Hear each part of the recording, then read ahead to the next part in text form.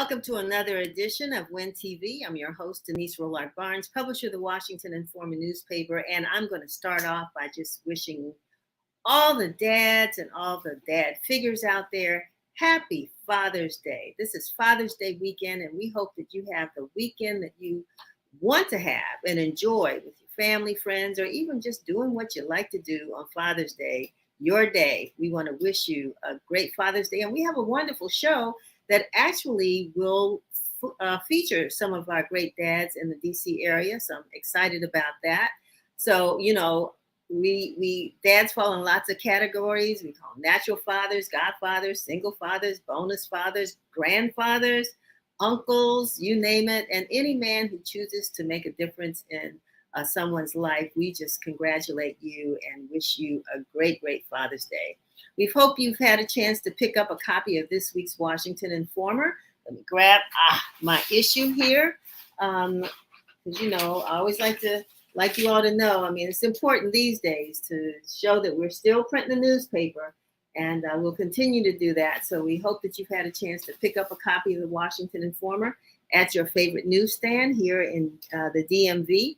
And if not, you're watching the show and you want to know what's in this week's issue, you can go ahead and read the digital edition at WashingtonInformer.com.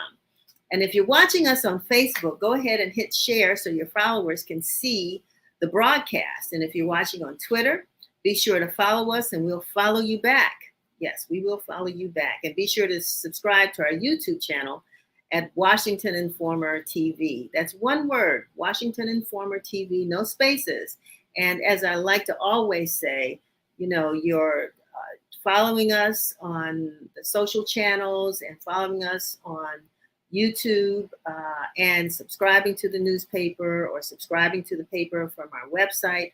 All of those things help us to continue to serve the public. So, don't think that we take it lightly when you click like or you decide to follow. We value every person who supports the Washington Informer. We value everybody that doesn't as well, so long as they're contributing to the community. But it does help us personally. We are a newspaper that survives off of advertising, and those advertisers want to know, well, how many followers do you have? How many subscribers do you have?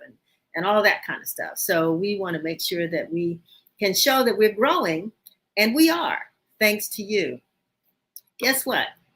This week's issue, right at the top of the page, we are congratulating members of the Washington Informer team who won awards this week. They were presented with their awards as finalists and first place winners in the Society of Professional Journalists DC awards program that took place on Tuesday evening, at the National Press Club. And so, again, I want to give a shout out to our editor, Kevin McNear, Prince George's editor, Will Ford, photojournalist Anthony Tillman, and there are a couple of others on our staff who also won awards. So great work, great job. And, we're going to keep on trying to pull in those awards. We won awards with the Maryland DC Press Association as well. So it's the stories that we do that make a difference in this community that help us to be recognized by people who give awards to our staff or to media around the country. And yeah, Kojo Nnamdi was the MC that night. Thanks for showing me that, Chevry. And Pierre Thomas, you all may know him with, I think he's with ABC. And he won one of the top awards this evening for outstanding work in the field of journalism, former Washington Post reporter. So it was really great to see some of us who represent the Black press in the ballroom at the press club on Tuesday, and to be able to be honored for the work that we do. So just wanted to say that. And if you're, following any of them on social media, give them a shout out too, to wish them a congratulations for the work that they've been doing. So we know that this weekend is just overly, if you don't have anything to do this weekend, it's because you don't want to do anything this weekend, because there is too much to do this weekend, too much. We've got, Something in the Water. It's Father's Day. It's Juneteenth. Our Washington Informer African American Heritage Tour is taking place this weekend. There's just so much going on. And actually, Chevry was our producer, and Desiree were kind enough to give me a list of events to share with you all. But we're pretty booked today for the show, and I don't think I can go through all of these pages, all of these pages of activities. I even talked to someone yesterday evening who's having a Juneteenth event, and she thought it's just too much. It's too much going on. So if you want to visit our website, we may have some of those events listed there. I know we have some in the newspaper, and there are probably places all over the city. You could probably walk out your front door and find a Juneteenth event. So we want to make sure that you get a chance to participate. It's a national holiday, and for those that don't remember, I'm sure there are few of you that don't remember or don't know, but Monday is a holiday. There are just some of us that still end up working on these holidays, but take advantage of Juneteenth. And really, I think the most important thing to do at this time, just like Black History Month, is to share stories.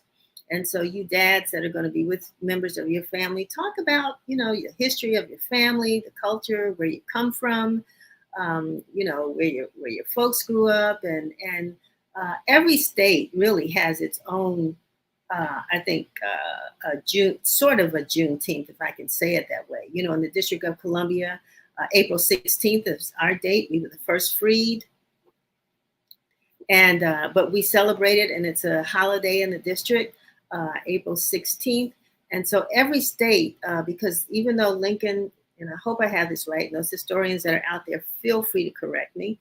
But while the Congress, voted to abolish slavery, every state had to do it as well. And so every state has its own date when they signed their own sort of Emancipation Day. So check that out. And if I'm wrong, send me an email. Or what can I do? Yeah, send me an email at Denise@WashingtonInformer.com and tell me, get your facts straight, Denise. Or send me an email and tell me what state you found out. If you're from North Carolina, South Carolina, Georgia, a lot of us in DC are from all over. So, find out when your state actually signed on, and let's build that calendar. All of that is important history, Black history, whether they teach it in our schools or not. We have another informative show for you today with several guests who will talk about voting, fathers, and Father's Day. We have Nick Jacobs, the Public Information Officer at the District of Columbia Board of Elections, who's going to talk to us about early voting. Of course, if you haven't voted yet, at this point, it may not be early because Election Day is on Tuesday. And I am one of those who probably will not go to the polls until Tuesday, the 21st. But you can vote today, and Nick is going to talk to us about that. We are also expecting to have Montgomery County Council Member Will Jawando on to share with us information about his new book called My 7 Black Fathers. And so we hope you'll be able to join us and to give us some more information about that. And then Prince George's County 2022 Father of the Year will be introduced to us by Auburn Mann, Chairman of Fathers Incorporated, and Dr. Milton Lawler, Program Director there. Unfortunately, we were looking forward to having the Montgomery County Father of the Year as well. His name is Julio Richardson, but he's unable to be with us. But we look forward to meeting the Father of the Year for Prince George's County. Can't do anything in February, June, you name the months, without having Mr. Black History himself, Chuck Hicks, nearby to talk about what he's always got planned. And so in addition to the Father's Day motorcade that'll be coming up on Sunday, he's going to share some information and introduce us to a very important father and his son. So look forward to talking to him. And we were able to squeeze in, thank goodness, photographer Mike McCoy, who's going to join us to share information about a new photo exhibit featuring fathers and men that's at the Corcoran, the George Washington University Corcoran School of the Arts. And so it's opening this weekend. It's a must-see. So we're going to talk to him briefly and close out all of this that's going on with just a little relaxation as we talk to Isis Daniel, the millennial sommelier. And if you don't know what that word means, then maybe you're not in my club, which is a wine drinker. But we are going to talk to Isis, and she's going to give us some really, really, I think, great information about, this about what she does and about wines. So we're going to keep the ball going here, and we're going to jump over to Curtis Knowles, who's going to bring us some of the week's top news, and I'll be back with you in just a minute. This is WIN TV News, bringing you the news that matters.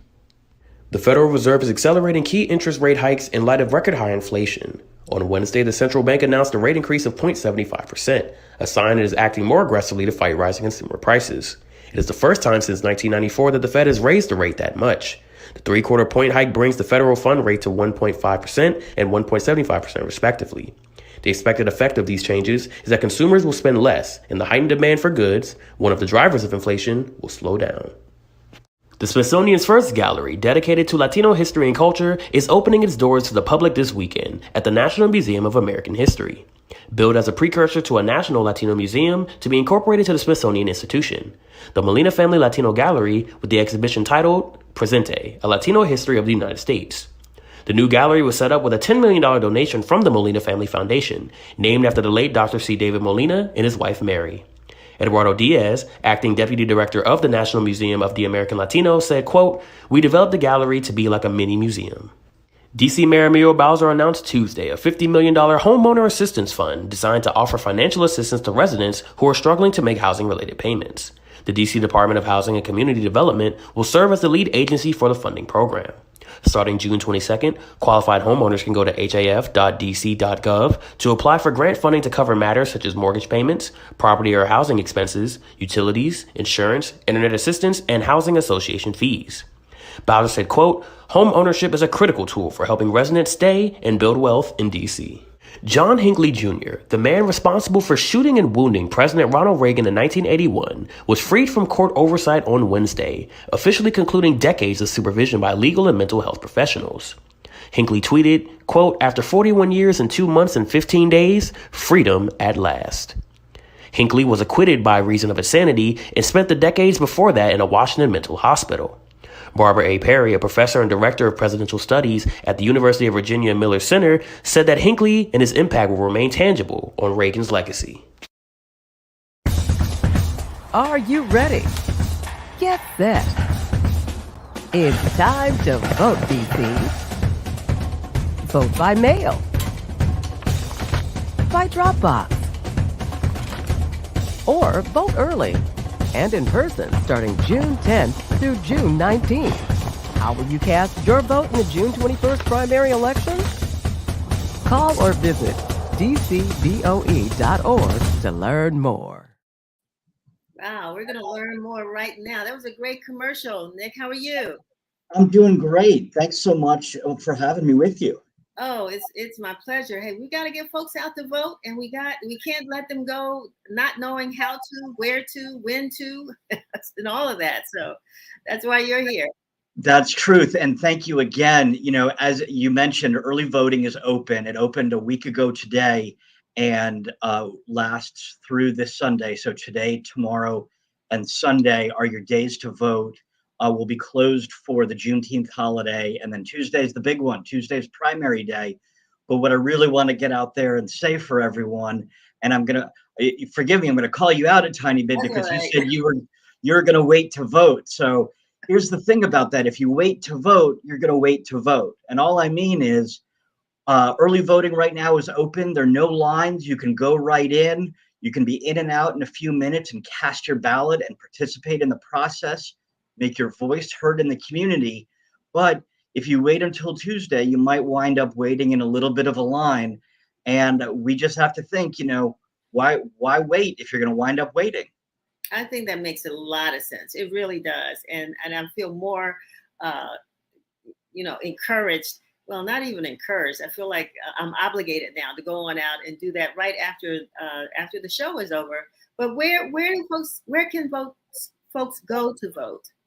That's a great question. So we have 39 vote centers open across the city in all 8 wards. And we also have drop boxes, 55 of them, also across the entire city, across the district. You can check out those locations on our website at dcboe.org and figure out whichever one is closest to you. You don't have to, it's definitely convenient to use the one closest to you, but you don't have to. So if you're out observing Juneteenth and going to a celebration or something, take your ballot with you. You can pop into an early vote center, drop it off, or again, with no lines, you can vote in 5 minutes. Or you were talking about Father's Day a little bit. And, for any adult who's taking that role in a young person's life, it's so important to show an example and to be that example to a young person. And why not set the example of voting? Get those, show how you're participating in the process. You're making your voice heard in the community, and show that young person, whoever he or she may be, that that when they grow up, they should be doing the same thing too in voting. And while we're at it, voting early. And, I spoke with someone the other day, Nick, who told me that they never got their ballot. I know you mailed the department, Board of Elections mailed ballots out. She didn't get her ballot, but I recommended that she just go to the poll, her nearest poll, and that she would probably still be able to vote. Is that right? That is 100% right. You can go, if you didn't receive your ballot, you can go right into an early vote center and you can cast that ballot. So please don't let that be a reason not to participate. Even if you have not registered, same day, first time registration, you can sign up, register, and vote immediately. But for anyone else out there who has not received their ballot, again, don't let that be a reason. We know you haven't. We will know that you haven't voted already. Excuse me. That's the most important thing. And so you'll be able to vote right then and there in an early vote center and make your voice heard. And if you've already voted, if you turned in a ballot, you can't go back to the polls and vote again, right? No, please don't. We will see that too. Right. Just the one ballot, please. Okay. We know there's been a lot of action in all the races, all the different offices that are up, be it mayor, attorney general, some of the ward races and others. There's been a lot of, we're getting down to the final days. There's been a lot of action. So, if you have cast that ballot already, please be assured that vote will count, and it will be part of the results that we post come election night. But yes, if you have voted already, please don't vote again. All right, that's a good thing. And is there anything we didn't talk about? I mean, I know we don't have a lot of time, but something you need to add that folks need to know before we go? Again, I would just say early vote centers are open, so please take advantage of them. Take advantage that there's no line, because as I say, if you wait to vote, you're going to wait to vote. And more than anything else, please get out there and cast your ballot. Your vote is your voice. Make sure it's heard. What time do the polls close? The voting booths close on this weekend. What time? So early vote centers are open from 8:30 to 7. Okay. And then the polls on Tuesday, June 21st, will be open from 7 a.m. to 8 o'clock. Wonderful. Okay, so I have time. All right. Thank you so much. No, vote now. Come on. As opposed to, having a cheer with a glass of wine, since we're going to talk about wine later on, I'm just going to raise my ballot and say, Nick, I did it. I'll be looking for it. Thanks so much. It's a pleasure always it's important for us to vote, right? We got to do that. And so, and if anybody knows how important it is, it's our next guest, who's the Montgomery County Council Member, Will Jawando, who is with us, who has been, I think, a strong advocate for a lot of issues out there in Montgomery County. And he's only able to do that because people do what? Vote for you. Exactly. Exactly. That was an easy one. But we're not here. We're not here to talk politics tonight, per se, this evening, but we're here to talk about your book. Congratulations. Thank you. I've got it. You've got that part. I've got the front cover. That's the front cover. That's the insert. So. All right. I like both. I like both. And so tell me what it's called, My 7 Black Fathers, a Young Activist Memoir of Race, Family, and the Mentors Who Made Him Whole. What I'm sure there are a lot of people and situations that inspired you to write this book, but what was the greatest inspiration for you to put pen to paper or your fingers to the keyboard? Yeah. Both and depending on which time I was scribbling notes. But well, thank you for having me. It's really an homage. It's a love letter to Black men, to Black fathers. You know, we're getting heading into Father's Day this weekend. I'm the father of 4. I was very disconnected from my dad early in life, which is not an uncommon story. I describe him in the book as an absent presence. He was in the household until I was 6, until my parents divorced, but no relationship, no engagement. And I had a deep void. And these men, my 7 Black fathers, starting with my eventual stepfather, Joseph Jacob, my 4th grade math teacher, Mr. Williams, and several others, 2 of my mom's co-workers, President Barack Obama, they all stepped in at key points in my life and gave me what I needed to be whole, to the love, the care, the attention, the skills, and ultimately the compassion and forgiveness to reconcile with my biological father later in his life before he passes away. We take care of him while he's dealing with cancer, and he lives with us, and he's a great grandfather, and we have a chance to reconcile. And so it's really about being fatherful. You know, you often hear fatherless. I was fatherful. These men expanding the definition of fatherhood. And I was very fortunate, and it literally saved my life. You talked about your 4th grade teacher. I think you said your 4th grade teacher. Yes. And, you know, sometimes you wonder, I mean, teachers see things in classrooms, I guess. They get to know their students. What was it about you that caused you to build this relationship, or allowed you to build this relationship with your teacher? Well, Mr. Williams, as I mentioned, the only Black male teacher I would ever have, and we know from a policy perspective, Black male teachers are only 2% of the teaching workforce. It's something we really need to address. And we know from research, when a student, particularly a Black male, has a teacher who looks like them in the elementary years, they have much greater success academically in middle and high school. So we know it works. Mr. Williams was this shining knight. You know, he came into the classroom, I remember the first day in 4th grade, and he had a suit and tie on, and something he did every day. He wore a suit and tie. It was the first Black man I'd ever seen wear a suit and tie every day. And he would eventually give me my first tie and teach me how to tie it. But he also helped me with bullying. He helped me with my self-confidence. He helped me learn math, of course. And it wasn't just me. He was this influence for so many in our class. And I think it's just an example of how much impact you can have in a relatively short period of time. I only knew him 9 months, never knew his first name. Wow. Until I researched this book, but I'm talking about him 35 years later. What school was this? This was Oakview Elementary in Silver Spring, Maryland. Wow. Okay. Yeah. All right. And so that's, I mean, because I know teachers, I hear about, I mean, teachers talk about, which makes it so difficult these days, you know, how they really do want to, or children need more than just, you know, that educational structure. They need more, and teachers try to fill those voids. And so you mentioned, we need to support them to do it. Right, exactly. Right. That's where I was going. Thank you for filling in the blank there.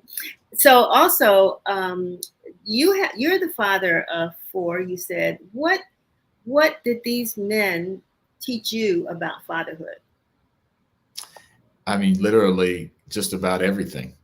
You know, and they all gave me different things. You know, my stepfather, Joseph Jacob, was the first very present, daily present, intentional in his engagement with me, helping me learn basic things like how to cut wood and chop, you know, change oil on a car and tie my shoe, you know, all those types of things.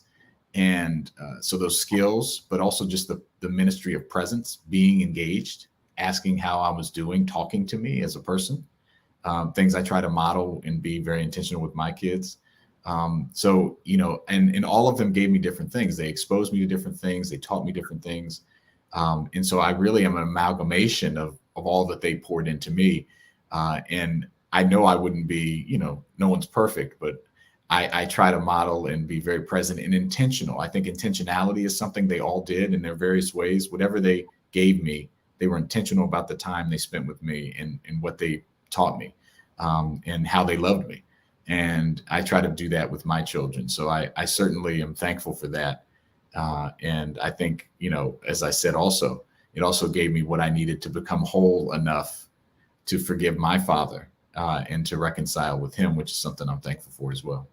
Terry Schlickenmeyer, who writes book reviews for the Washington Informer, says your book oozes with gratitude and grace. It flashes with remembered anger and calm, and it asks us to pay attention. And you mentioned that about presence and calm. But, there are moments of anger. And can you talk about, how you were able to deal with that, maybe as it related to your father or just, having a stepfather now into your life and you didn't know how that was going to evolve as it related to you? Yeah, well, no, I think one of the reasons that, it's a very personal book and it's an affirmative story, but I don't pull any punches. There were difficult times. And we all have difficult times. I wanted my father to be active when I was a child, right? We would all want that. When my parents divorced, I wasn't happy about it. I didn't like that this new guy was coming around. I talk about that. And I had to go through all those things. And I was dealing with bullying in school. I was dealing with being biracial and the son of a white woman when my parents divorced and people not thinking I was her child and a whole range of things, racism at some of the schools I went to, I went to 5 schools before I was in 8th grade because as what happens with many Black children, they wanted to put me on Ritalin and said I was disruptive before answering questions and the like. And so not always easy, but I had these life rafts, these men. There's also my mother was a rock. My wife's a key figure in the book and other women in the book as well. But these men in particular, helped me navigate those times. And I think one of the things that motivates me, but also makes me sad is that these relationships are out there, they're happening. We don't talk about them, but we need to enable more of them. And it doesn't have to be, you have to be all things to every person. You can help young people like me and others overcome that anger, overcome that struggle just by engaging whatever you can give. And I think that's the call to action embedded in the book. I'm so glad you talked about that. And one of the editorials we ran this week was busting the myth of Black fathers, because there are these stories out there, these storylines about Black fathers, and not all of them are untrue, right, but not as many. There are more that are kind of opposite of what we read and hear, and those stories don't get told. So, I mean, your book does that, and I would go so far as to say it's not only for fathers, but it's for mothers and absolutely children. Yeah, and so how can folks get a copy of the book? And who would you suggest should read your book? Well, you can get it anywhere books are sold, and Barnes & Noble, Amazon, your local bookstore, Loyalty Bookstores here in the DC area is a great one, Politics and Prose. And I did the Audible version as well. So if you like listening to my voice, you can hear that. And I would say it's for everybody. To your point, I mean, this is really a universal story about the men, the women, the people who have given you the tools, the love, the care, the intentional presence to be who you are today. I often say, who are your 7? I talk about my 7 Black fathers, but we all have a 7 if you thought about it. And you could write that down: a teacher, an aunt, an uncle, a mother, a father. And let's think about those folks. This weekend, let's especially think about the fathers, and then let's be that for other people and enable those relationships through programs and policies and practice as well. So I think it's something for everyone. Everyone has had issues with their parent or a loved one and trying to deal with that. That's a story here too. And so I think it's something that anyone could relate to. Well, I thank you so much, Will, for writing that book. I think it's important for us to tell those stories, and I'm glad that you did, and look forward to reading a copy. And it sounds like you're on the path to becoming a book author. I don't know what's coming next. Maybe it's the 7 that you forgot, because I'm sure there are probably other people as well. But I thank you so much for being with us today. I appreciate it. Thanks for having me, and happy Juneteenth. Yeah, Juneteenth, and have a wonderful Father's Day. Awesome. Thank you. All right. Take care. Yeah, speaking of dads, that's who's back there behind me, a portrait of Dr. Calvin Rollard. And that, I forget the author again, the artist, shall we? Yeah, Damon Pender. Yes, I want to give him a shout out too for doing that. But yeah, it looks like it's a great book. We've got to read these books, and I'm glad that Councilmember Jawando was really, kind of peeled back the onion and probably told some stories that will make us cry, but make us joyful in the morning, as they say, because of the reunion that he did have with his father. We always hope that can happen with a family member. But anyway, speaking of fathers, we're going to bring on Chuck Hicks, Mr. Black History. He's here with us today. Chuck, how are you? You're literally here with us. Yes, I am. I am wonderful, and just been inspired by the last speaker. Just absolutely informative. Wonderful, and I mean that's what inspires you to do this Father's Day event, right? Yeah. Well, it was an interesting thing because, as you know, I've been a social activist and a political activist all my life, and a couple of years ago, when Trump was in the Black Lives Matter was down in the plaza and there was demonstrations and things, and somebody asked me if I was going to go down and demonstrate about Black Fathers Matter, Black Lives Matter. And I said, I'm 75 years old and I'm too old to throw a brick and run.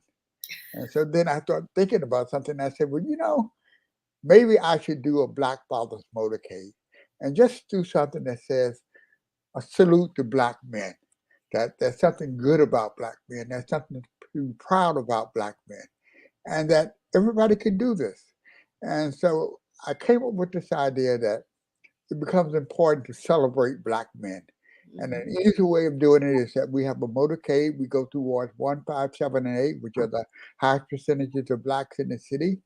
And we celebrate Black men. And Courtney Malloy has done 3 articles about that project. Lots of people are coming out for it. We even have this year, we have some bicyclists riding, we have some motorcycles, we have some cars. It's a whole wonderful, wonderful array of people celebrating Black men. And I think it's so important that every once in a while, we can say something good about Black men. Because if it had not been for Black men, where would we be?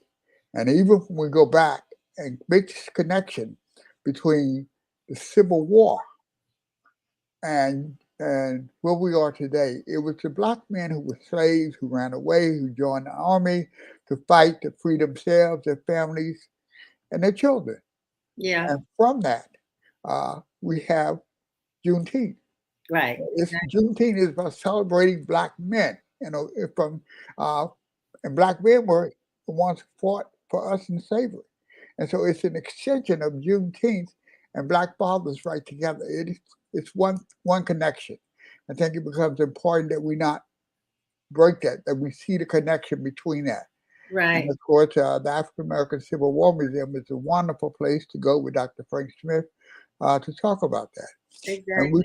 Chuck, I want to just also say, I think when it comes to, we focus a lot on motherhood, but fatherhood to me is one of those topics that we don't always, focus on and try to, dissect. Men do what they do and we make assumptions. We know people don't, when a woman has a child, first of all, she does not come with an instruction book on how to be a mother, right?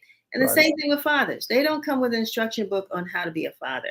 And so that's why I think what you're doing, I've ridden in that motorcade with you. I can see the pride in the men that we pass on the streets, when we wish them happy Father's Day and they see the motorcade that's dedicated to them. I think it's a great, great event that you have put together, and more people want to participate. And I think you have a father and his sons with us today, right? Yes, Eric Smith, and I'll just say this and then you can talk to him. One of the most inspiring things to me when we were on the motorcade one day, this guy came up, young guy, about 19 or 20. He said, "Mister, I never heard you don't know how proud I am to hear somebody say something good about us Black men. Nobody ever said anything good about us." And he was just a man on the street. And it just touched me because I grew up in a whole different kind of lifestyle. My dad was close with us, and he was a civil rights leader, and so I had a whole different world. Mm-hmm. To hear some black man say, "You don't know how much this means to me to see somebody saying something good about black men," and how many of those signs can I have? Right, exactly. I can understand it. I know those are high commodity. Every time people Yeah, see them, they want one. Eric yeah. Smith, thank you for being with us. And you have two young people with you. Can you introduce them? Absolutely, absolutely. This is my oldest, Eric the second, and this is my youngest, Chase. Hello. Eric and Chase, how are you all? Good. What you gonna do for your dad for Father's Day? Well, I brought him a gift, and we may go out somewhere. Okay. All right. What about you, Eric? What do you have? Can you share? I know he's sitting there, but can you share what you're gonna do with your dad? Yeah. What you want? What is it? Oh, we're probably gonna go somewhere nice and probably go out to eat or something like that. Nice. What's his favorite thing to eat? Depends. I know. Okay. Well, that sounds like a whole nother conversation, Eric. Definitely. Yeah. Are you going to participate in the motorcade? Oh, we're definitely going to participate in the motorcade. So we participated last year. It was an honor to be there. We had a great time, and it's one of those things where as we rode around the motorcade and we were throwing signs out, it was just a surreal feeling. I got to look in my rearview mirror and see these boys here throwing out signs with smiles on their faces. And the individuals that were receiving the signs, I mean, you saw so much emotion. You saw people smiling. You saw people crying. You saw people dancing. You saw just it was just a joyous occasion. And you can see that the motorcade and that recognition that was happening was also an empowering thing for Black males and Black fathers along that path. And as a Black father and raising two boys in the city, you know, I just always think it's important for them to have that exposure, for them to see Black males, for them to see other people in the community, and for them to be a part of the community, right? Because it's one thing to live in the community, and it's one thing to, you know, go about your day-to-day activities, but it's another thing to actually be in the community and be a part of the community. And that's a big thing for me. That was a big thing that I was a part of growing up, and that exposure and that you know, just having that exposure gives you a different perspective on life when you can see people from different walks of life and they become humans, right? You're really able to humanize people and understand the strife that they go through and the things that they go through. So, you know, it's interesting to me because, I mean, so many of us are trying to do, you know, the ancestry. We're trying to know from, you know, what country in Africa we came from and what have you, which I think is important.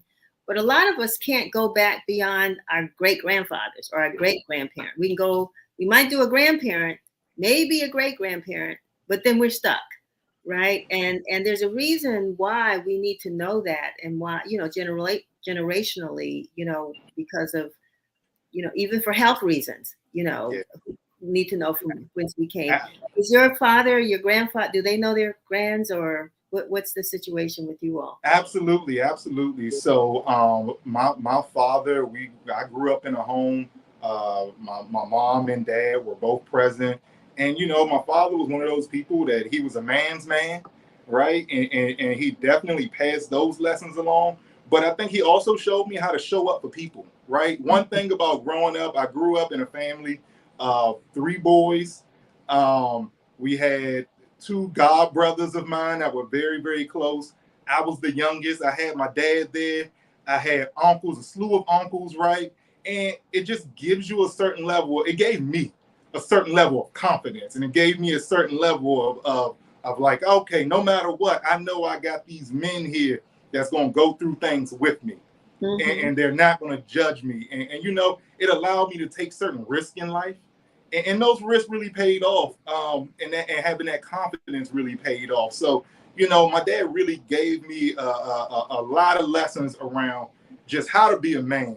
And I mean that and past the physical side and, you know, sports and all that, but really emotionally, and how to show up and how to be humble and how to love, right?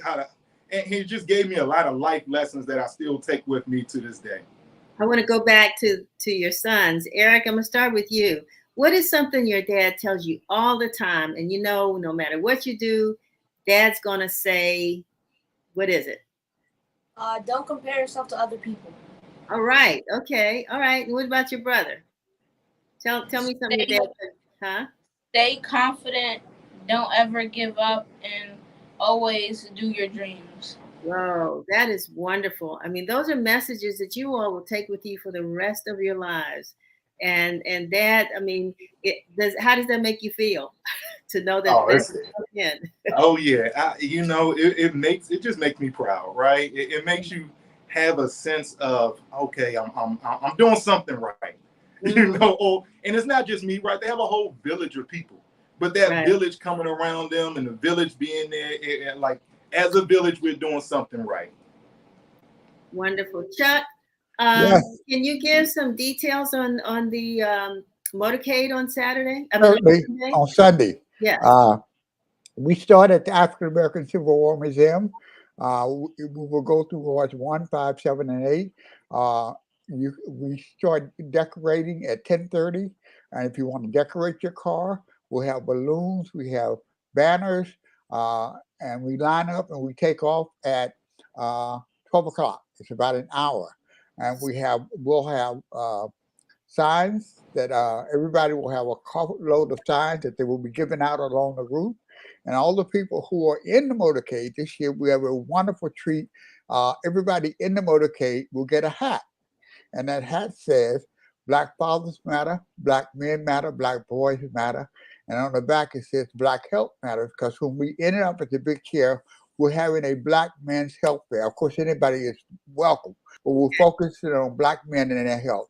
And we just want everybody to come out and join this wonderful, wonderful tradition that is going to grow. As a matter of fact, one of the interesting things, if we've gotten calls from Prince George's County people, then can we be a part of it? We should certainly. And so our goal is to begin to grow this in the DC area, where at some point during Father's Day, people say, let's go to DC for that motorcade and be a part of that. So you want folks to join you at least at what time? At 10:30. 10:30 on Sunday, and you said African American Civil War Museum.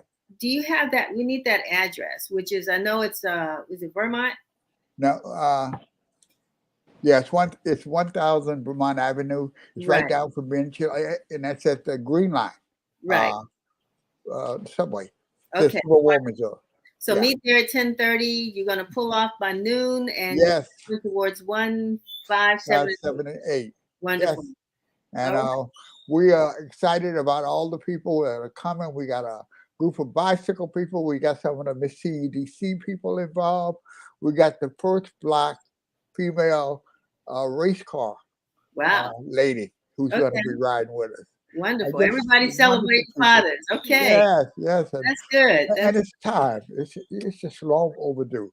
I agree. And there's no but or and about this. It's just, we love Black fathers. We love Black men. We love Black boys, because that's our future. Right. The love is and you can testify to your dad. Oh, no question. Yes. And just the influence he had on you. And many of us. And I like to think that all of us don't have to be, or dads don't have to be a Bob Hicks in the civil rights movement, or Calvin Rolock, with just a tremendous fight in him for things that he stood for, the paper and all that. But just men who do nothing but make their kids know that they love them, that they're important. Everybody can't be all of that, but everybody can love and be an influence. And that's the key. That's a great note to end on, Chuck. Thank you so much. Thank you. Smith family, thank you for being with us. Thank you for having us. Have a great Father's Day. Absolutely. And happy Father's Day to all the fathers out there, and happy Juneteenth to everyone. All right. Okie doke. Thank you so much. Have a good one. That was great. That was great. And so, yeah, I mean, everybody's got plans for Father's Day. I think it's important that we celebrate fathers. You know, they don't always get that praise that we just heard a few minutes ago, and that's why we're so happy to have with us from Prince George's County, Auburn Mann and Mildred Lawler, who are going to introduce us to their Father of the Year, and that is Michael Wigglesworth. Mr. Mann, how are you? Pretty good. I'm doing pretty good. How you doing, Denise? I'm well. I'm doing good. And you too, Mr. Lawler? Dr. Lawler, I can say, I guess. Either way it works. I'm All fine. right. Thank you. Good. And Michael Wigglesworth, how are you? Doing wonderful. How are you? Thank you for having me. I'm good. I'm good. So I'm going to start actually with you, Mr. Mann. Can you just tell us about the Father of the Year of Prince George's County, the program, and how you all came up with your Father of the Year? Okay. Well, the program started was founded with the intent of assisting single parent men who desire to be positive role models and encourage them to be, responsible fathers.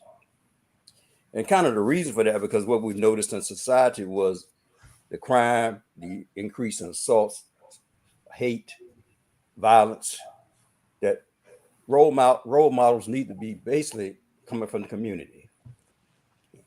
Because as we've seen right now, the politicians, the athletes, et cetera, they really don't have an impact or positive impact overall on fathers. Yeah, it's interesting because they tend, everybody is doing this, right? Pointing fingers at each other. And this seems to be a way that you all, Dr. Lawler, has maybe tried to come up with a solution, a way to address that. You want to talk to us a little bit more about the program and how Mr. Wigglesworth became your Father of the Year? Okay, Mr. Wigglesworth, along with was selected Father of the Year from Prince George's County, and Julio Richardson was selected from as Father of the Year from Montgomery County. Okay.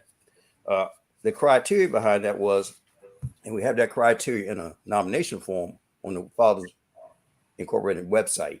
Okay. But there are 5 questions that are basically answered. And the person that nominated them had to answer those questions.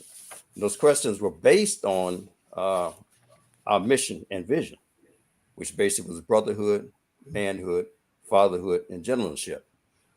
And so the nominees, or I should say the person that nominated them, basically addressed the criteria on what I just mentioned. Mm-hmm. We have a voting, and the board members voted, and we have a scoring system, and values is assessed to each question. And we basically ranked them among the other people who were nominated. And Mr. Wigglesworth and Mr. Richardson were chosen as Fathers of the Year for the respective counties. Wonderful. Mr. Lawler, you want to jump in before we start talking to Mr. Wigglesworth? Well, no. Yes.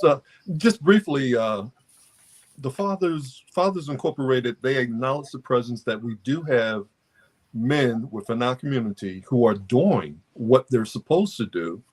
And basically, we base it on traditional principles, but we also realize that we have new generations now. I'm baby boomer 1 generation, and I think we have 5 generations after that.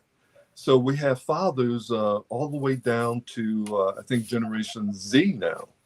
So we're just acknowledging their presence, and we want to address them the way that they desire to be addressed, because we realize that within our community, many communities, that there is an identity problem, and within the Black community, that identity problem is exacerbated by the lacks of resources, income, education, so many things. So I want to congratulate Mr. Wigglesworth and Mr. Richardson for being the Fathers of the Year. And this is something that Father Incorporated does every year.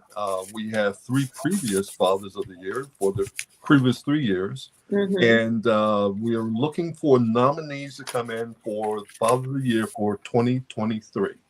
And I turn it back over to you, ma'am. Thank you. And your father, Dr. Roloff, and your mother, Wilhelmina Roloff. I used to go to the school board meetings when she was in school board, and I really admired your father's work within the city, especially with the United Black Fund. Wow, Thank you, that's fantastic. That's history right there. Yeah, she was a member of the city council. I don't think she made it on the school board, but I mean, that history is really great. And Denise. Yeah. All right. Yeah. Can I say one thing? Yeah. That's what I say. Basically, I'd like to acknowledge the board members. Let's let Mr. Wigglesworth let me get to this real quick because where time is running out, and I know it is. We got to recognize board members, but I want to make sure I can get him in quickly because one, I want to say congratulations. Two, what does this honor mean to you? It means a lot. To be acknowledged as a Father of the Year, like we get celebrated for what I feel we should be doing in our community as fathers, and to be recognized by an organization for the things that I think that men should do is an honor.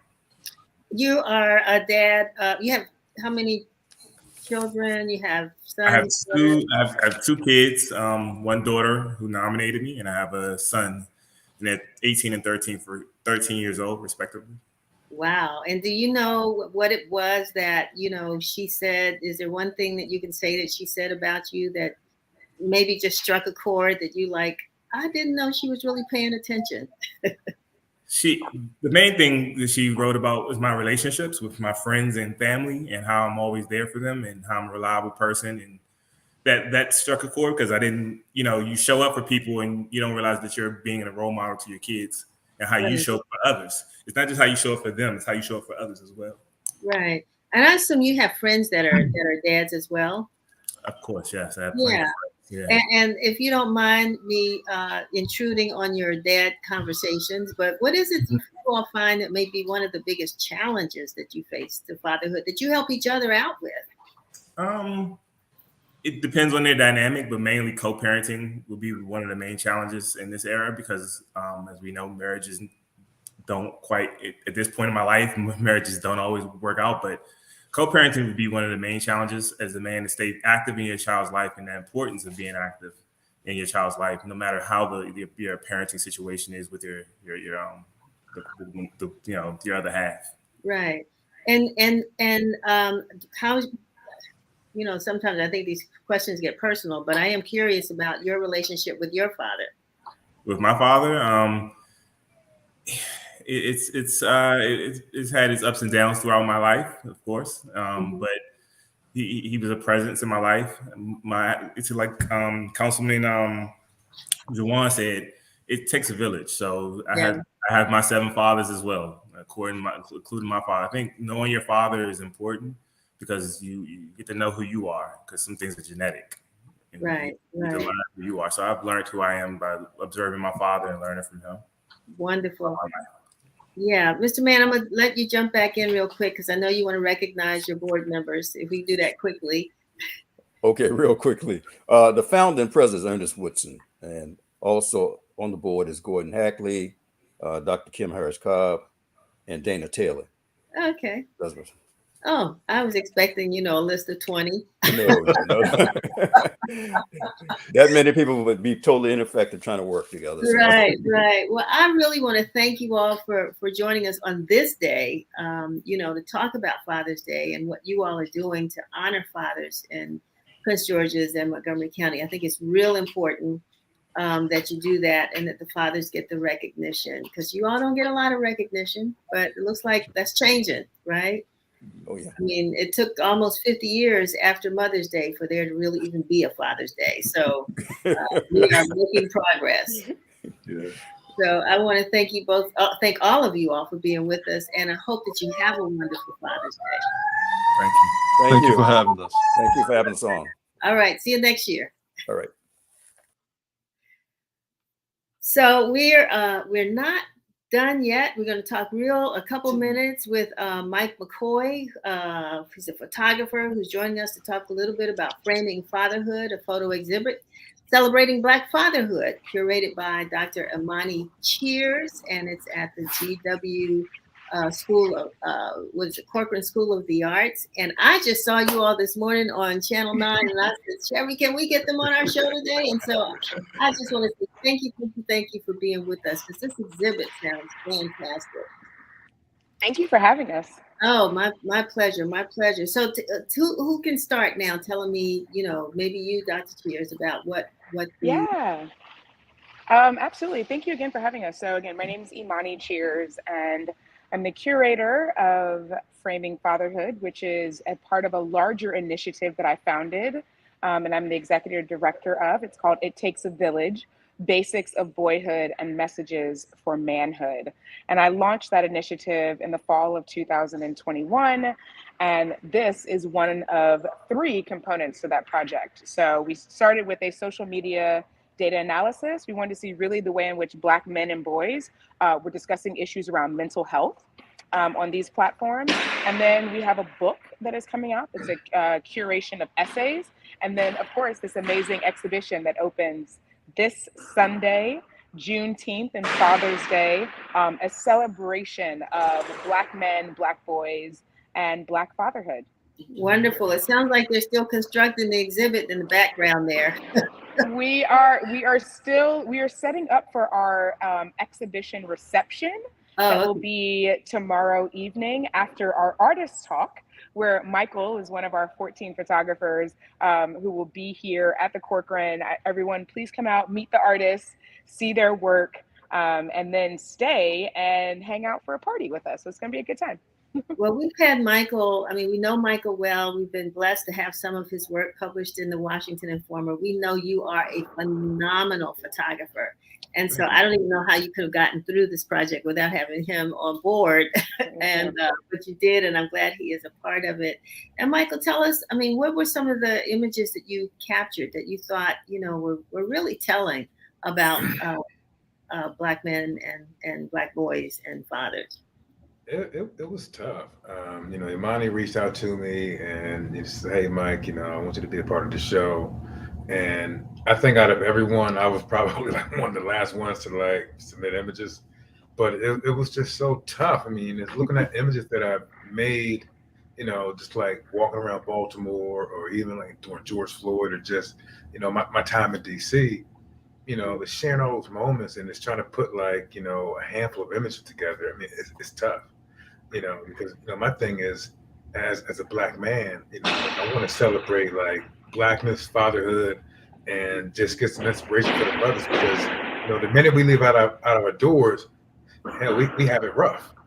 Yeah. So my thing is, as a brother, it's my job to make these brothers feel like, hey, you're loved. Even though I don't personally know you, but you're still loved. Right. And we don't often get that. So if I can, do my part to, help another Black man out, it can go a long way, because you never know the power that the photograph may have. Yeah. Well, they say pictures tell 1,000 words, and I know Sherry's trying to get a couple of those images up for us to see, but it doesn't matter whether we get them up, because we really hope people will come down to the Corcoran to see them. Cheers, how long would that exhibit take place? Yes, again, we open on Sunday, Father's Day, June 19th, and we'll run until July 31st. We are also actively looking for other galleries throughout the country. The plan is to tour and to take this work on the road throughout the United States, but also throughout the diaspora. So we'd love to go down to the Caribbean, and then, of course, ultimately take the work and leave it. I have a gallery that I'm working with in Johannesburg, South Africa, which is where we would love to have it. But the goal is to expand. There's over 75 images in the show right now. But we're hoping, as people continue to learn about the work, that other photographers will want to be a part of this initiative. And this is just the beginning. So we're really grateful. I'm grateful. But as I mentioned, this is part of a larger project celebrating Black boys and Black men. Well, I just told Sherry, stop. Just stop.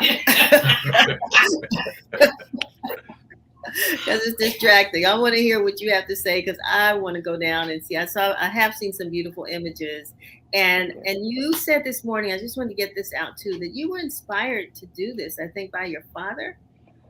Yes, I was inspired. This work is dedicated to my son, my 8-year-old son That's right. Your Isaiah. son, yes. Yeah, my 8-year-old son Isaiah. I'm a single mother, and he had a lot of questions, and I wanted to make sure that he has an amazing village of Black men that pour into him, that love him and care for him, and I wanted to let him know. Exactly all of the representation and all of the people and all the things that he doesn't necessarily see in his immediate life, that, providing inspiration for him. And then, of course, my father was a photojournalist for Ebony and Jet magazine for 30 years. And in 1992, he was one of the editors of the book Songs of My People. And that exhibition, yes, ma'am. This morning I was trying to figure out Cheers, and then John doing Michael Cheers. Yes, I know your dad. Right. Okay. Yes. So that exhibition opened here at the Corcoran. I was 12 years old when it opened in 1992, and so it was very, very important for me. I'm very intentional. So it was intentional that I picked this date to open this weekend. Every artist that I reached out to as well, and then so my father's work is here. We're at the Corcoran 30 years from when I stood here at Songs of My People. So we're very, very excited. Well, it's also exciting to know that the Corcoran is back in, I didn't know, it was back in operation, and GW has taken that over. And so I'm glad to know that we will have this great exhibit there. Michael, anything you want to say before we close out? It's always good connecting, Denise. Thanks for the opportunities you provided for me in the past, and definitely look forward to working with you and the Informer more. And for everyone out there, just come out and check it out.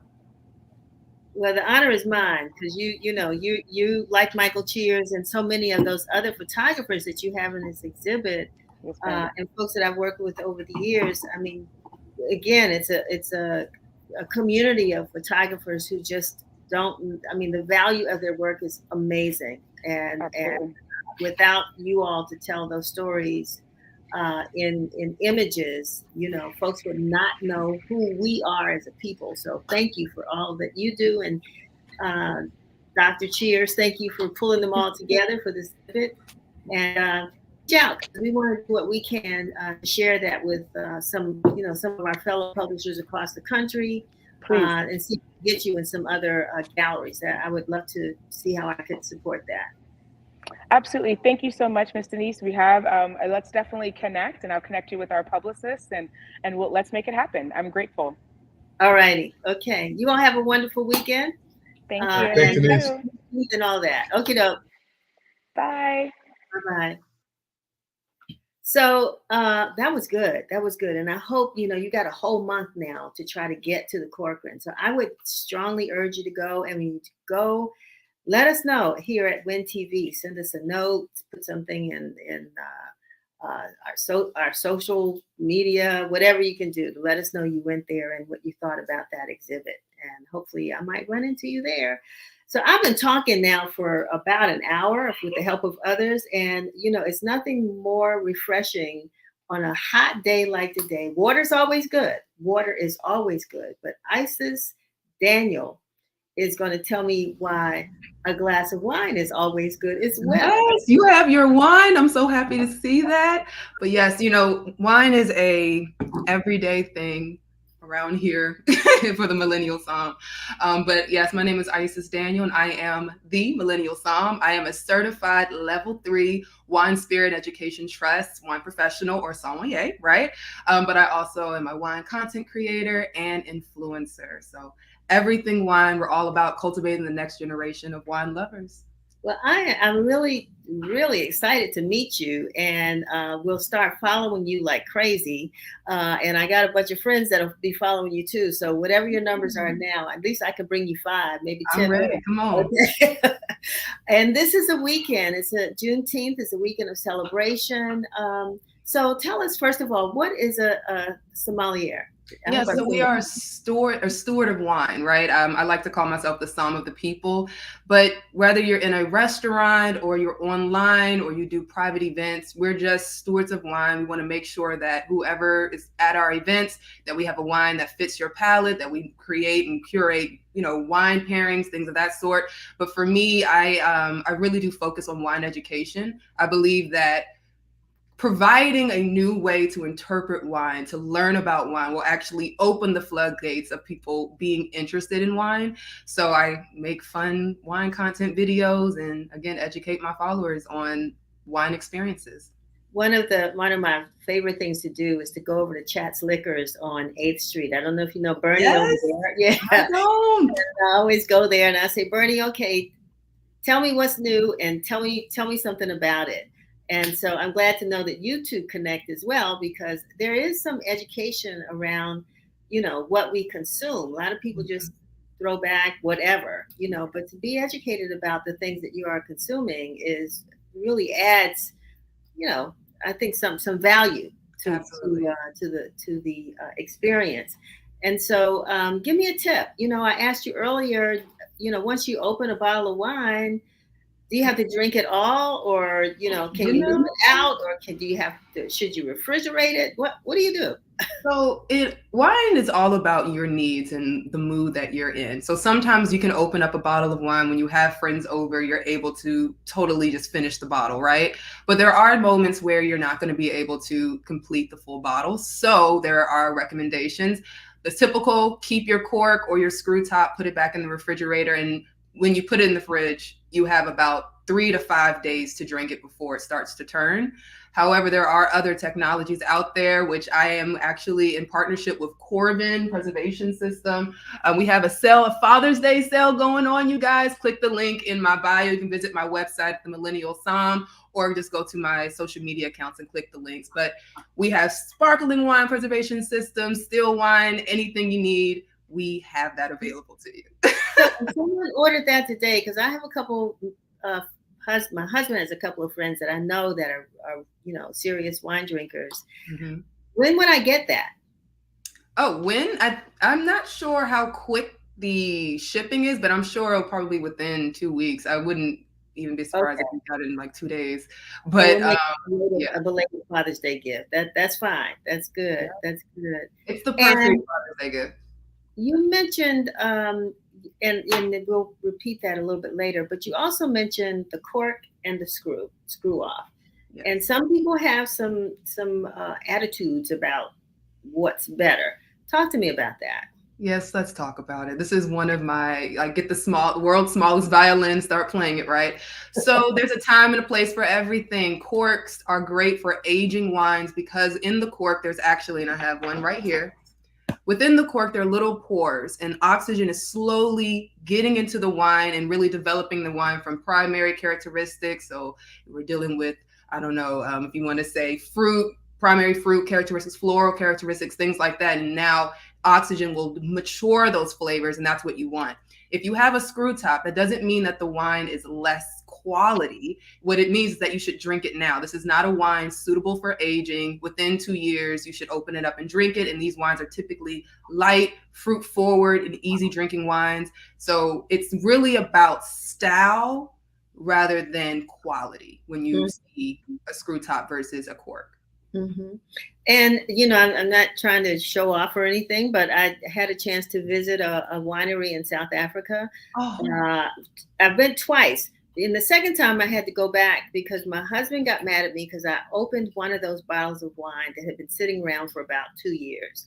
Okay. And they told me I had to find somebody to defend me, right, for opening his bottle of wine. And they said, you did the right thing. That bottle should not have been, you should not have waited to open that particular bottle of wine. There's some wines you wait for and some you don't. How do you know? How do you know? So there are a lot of points or ways to know that your wine is suitable for aging. And I'm going to just say this. If you guys have a cellar, number one, you have to make sure that you are storing your wines correctly. I don't want to take up too much time, but just understand that's an easy Google search. There's a proper way to store your wines. So if you're not going to store it correctly, drink it. Just want to put that out there. But number two, when we talk about high acidity, high tannin, a chemical compound found in the stems, skins, and seeds of the grape, that's where we get the color from. So when you're dealing with red wines, rosés, orange wines, which is skin contact white grapes, you are getting that tannin, high tannin, great for aging, and then also alcohol. What happens is, again, we're talking about that oxygen contact. It actually smooths out acidity, smooths out tannin, smooths out alcohol. And that's one way that we know that this wine is suitable for aging. But then there are a couple others. We'll just stick to that. But the best way for you to know if your wine is suitable for aging is to taste the wine. So I have a couple winemaker friends who told me years ago, purchase multiple bottles of wine if you think that you like it. So rather than just ordering one, get 2 or 3 so that you can taste it and assess if the wine is even suitable for aging. And if it is, then you can properly age that wine and taste it over the years. So there's a lot, but wine isn't, you're supposed to drink wine. So open it up, taste it, and test it out. Well, we need you. You know, I'm glad. I see why you're so popular, and folks need a place to go with someone that, you know, they can trust, who give them the right, you know, information. Do you have a there's so many kinds of wines now, and you know, I think last year, I don't know if it was last year or this year, when the rosés were coming back, and they were very popular. I noticed your glass was a little pink there. So, what is that? So this is Pour Noir. This is actually an African-American owned brand that I am testing out, which is so funny because they don't know that I'm going to give them a shout out. But this Pour Noir, Pour Euphoria is the rosé. I actually am enjoying this wine. It is perfect for the summertime. Grapefruit, strawberry, cherry. Also has a little bit of like that strawberries and cream flavor there. And the sugar level, although I still think it is in the dry category, it has just a little bit of residual sugar, which I think will make it even more refreshing on hot days by the pool. So give them a little quick shout out. Yeah, I'm really going over, but because I have so many questions to ask. But I guess one more is wine fattening? Is wine fattening? That's actually a great question. Wine, like any other alcohol, sugar, right? So alcohol turns into sugar within your body. That's just something that we know. That's why when people are trying to lose weight, they cut back on alcohol. Wine can be, you know, it can inflame you, can give you acid reflux. There are a lot of things that can happen with wine when you over consume. But if you watch your consumption level, no, it's not harmful. It's not going to make you fat. It's not going to make you gain weight. I'll give a quick testimony from my own experience. I taste wines all the time. It's my job.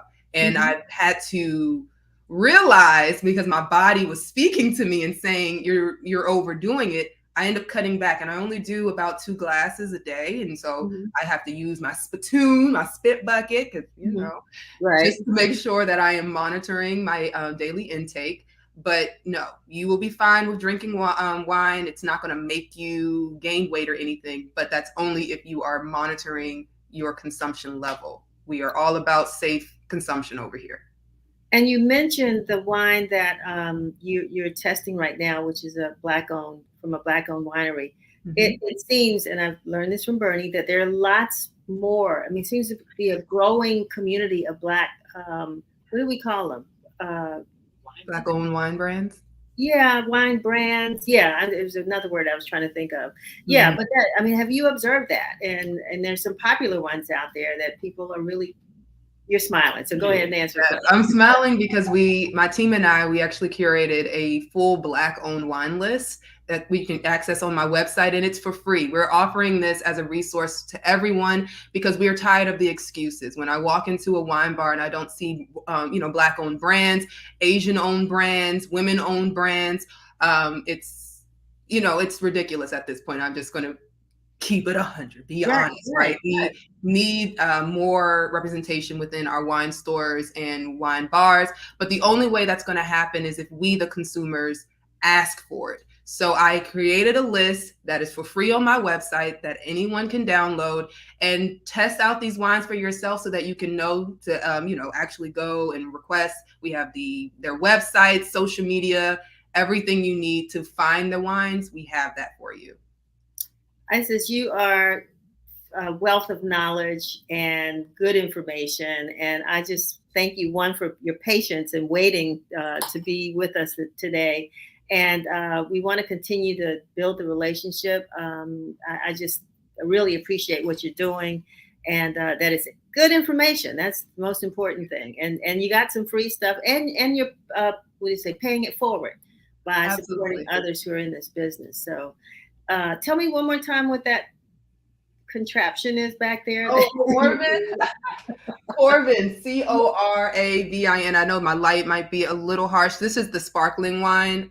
This is the one I use all the time. Oh my gosh, I love my sparkling wines. Okay. But we have this, and then also we have the Pivot, which is for still wines, easy to use. I actually used it today for the wine that I poured. Wonderful. So this wine will keep up to 4 weeks. Okay. Fantastic. Well, I didn't ask you how you got into this and why you got into this, and I'll just come back. Huh? I'll come back. We'll talk about it later. Okay. All right. Thank you so much. Have a wonderful weekend, and keep writing those stories, and look forward to talking to you soon. Absolutely. Thank you for having me. It's been a pleasure and an honor to be here. Likewise. Thank you. So that is, this has been, I've enjoyed the show. I don't know about you all, but I have enjoyed the show, and I've enjoyed our guests, and nothing like talking about Father's Day and Juneteenth and great weekends and ways we can share with one another. That's what we're all talking about. Chuck said it earlier about love, spreading the love, and that's what we try to do here at WIN TV. So I want to thank you for watching. Be sure to join us next week, when we're going to bring on another local busker, and you all might know this one. I just found out about him.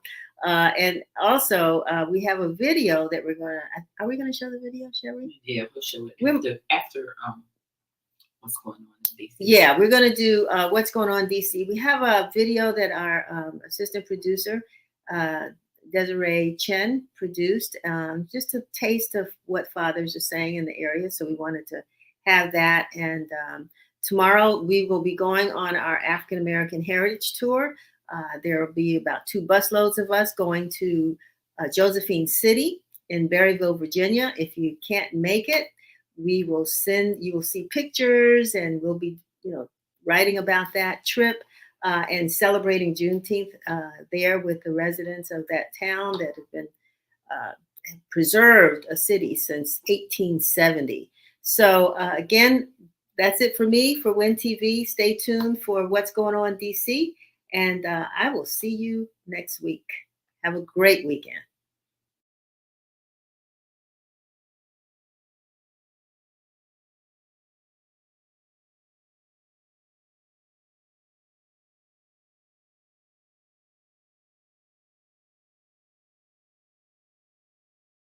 It's Juneteenth weekend, so let's just cue the Black excellence. We bring you culture and taste, art and entertainment. We bring you history and politics. And we got all things DC. I even got you covered, Maryland and Virginia.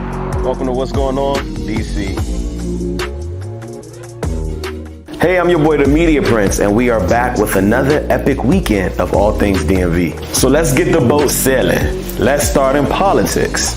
Mayor Bowser with a message, DC. Promises, I do what I say I'm going to do, and I don't waffle. While we're on the realm of Mayor Bowser, First Lady Cora Masters Berry with a message for the city in connection with Mayor Bowser. Mayor Bowser reminds me of my husband, Marion Berry, Mayor for Life. She's a fighter for us. She delivers. She doesn't forget the little people. She fights for the least, the lost, and the left out. And that's what he did. And so she is making sure that not the people right now are being protected, but generations to come will benefit from her leadership. Enough of politics and entertainment. Taraji. Take a look. You've probably heard the saying, it's not how you start, it's how you finish. But here's the thing, it's a hell of a lot easier to succeed when you've got a head start. For far too long, wealth has been withheld from the Black community, leaving future generations behind. Kinley is changing that. With cash back for buying Black, early access to your paycheck, and no minimum balances, Kinley is a movement. Let's not leave her just yet. Check her out getting ready to host the BET Awards. It's DC in the house. Hey guys, it's Taraji P. Henson. Hey, I know her, that's me! BET Digital asked me to watch these videos and look back and react. Woo, come on! Ooh, it's spectacular. And I like it. Cut the part when I'm singing though, because I sound horrible. Corday had a TED Talk.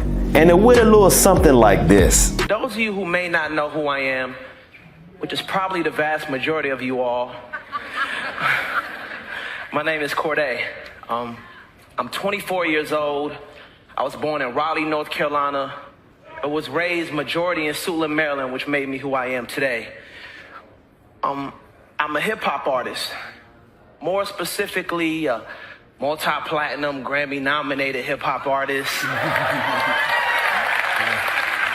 DMV's own Wanda Sykes speaks on pronouns on this beautiful Pride Month. Take a look.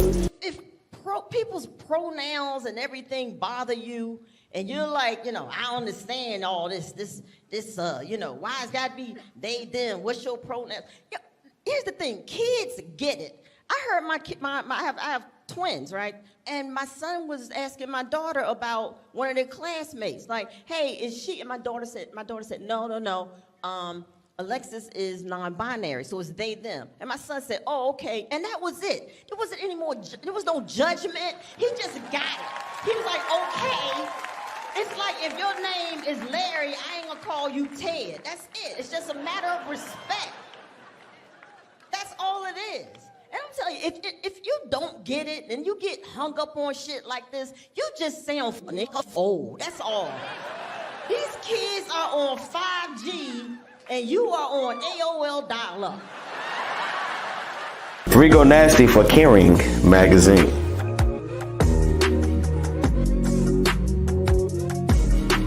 And check out her dates for her European tour. DMV is taking over Europe, y'all. Did y'all know Samuel Jackson is from DC? Well, now you do. Check him out as he speaks on a space I feel all of us as creators are. Just listen. Were you in a space where somebody would get plucked and you knew you were in the right place? It's like when I was at the Public doing Mother Courage, all of a sudden, I was Morgan's understudy. Oh, and he got street smart, and it was like, wow, Morgan Freeman, or we were doing Soldier's Play and Denzel left to go to do St. Elsewhere, and then he started doing movies. But he would come back and do the play when we were in the touring company. When he wasn't shooting, he would come back and do the play and just hang out with us. And we were like, oh, but out, Fish out, Wesley out, Alfred out. And you go, okay, I'm in the right place. It's just not my turn. IDK brings Ebro to Simple City. Here's the official look.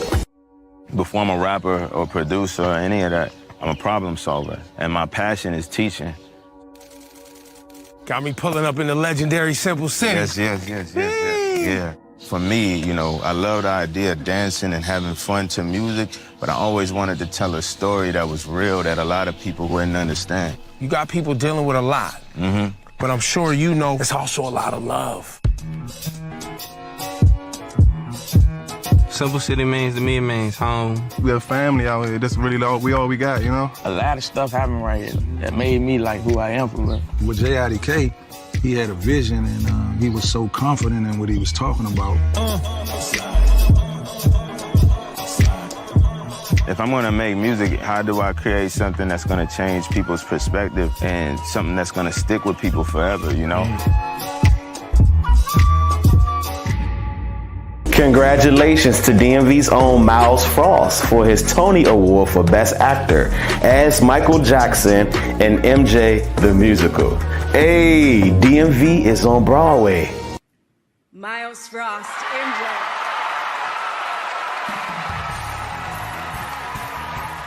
For his brilliant portrayal of pop superstar Michael Jackson, Miles Frost earns his first Tony nomination and win.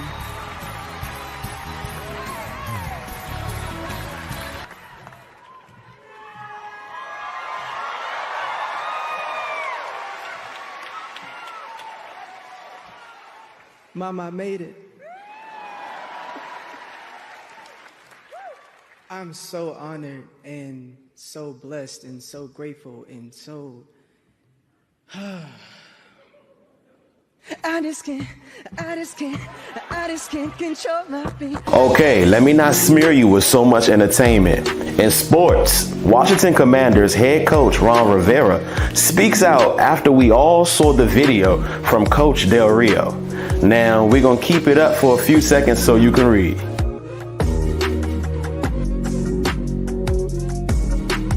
Okay, now that's enough. If you want more, head to wibridgedc.com. Check out the Commanders on Media Day and in their new uniforms. What up, everybody? Carson Wentz here. Jonathan Allen. Curtis Samuel here. This is Tress Wade. First time in the new unis. Gotta check out the new drip, man. You know what I'm saying? I'm liking the uniform. It's looking nice. The drip is crazy. Can't wait for mini camp. Can't wait for camp, man. Can't wait to get back. Can't wait to be rocking these at FedEx Field, and we'll see you there week 1. Look forward to seeing all the fans there. It's going to be rocking. It's going to be a fun time. Can't wait to see you there. Go Commanders. Hail to the Commanders. Can't wait for this season. The Baltimore Ravens, let it be known, they are known for crabs and football. Y'all agree? I ain't gonna lie, the Ravens be ravening and the crabs definitely be crabbing. I do agree. Let's end things off with what, y'all? Yup, what's happening around town. The Whiskies of World Tour will be here this weekend. A Baltimore officially booked birthday bash is this weekend. And he is bringing Miss Glorilla, who is already making this a FNF summer. The Trump Hotel is no more. And now, I welcome you to Waldorf Astoria. The St. James Sports Complex is coming to Bethesda. Get excited. The Link Up, Joy Club, and Made in the DMV presents the Father's Day Cookout at Anacostia Park. Black Alley will be at Union Stage for Juneteenth Freedom Music Festival this weekend. Get your tickets now. And again, yes, it's Juneteenth weekend. And if you want to just put your feet in some sand, here are all the nearby beaches, courtesy of DC Frolics.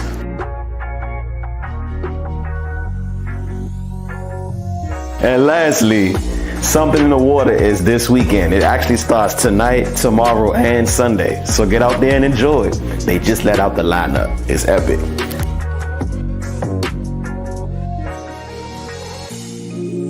Well, folks, we have reached the end of the road. I am headed out. You guys enjoy. Be black, be proud, be unapologetic. We love you for watching. Peace.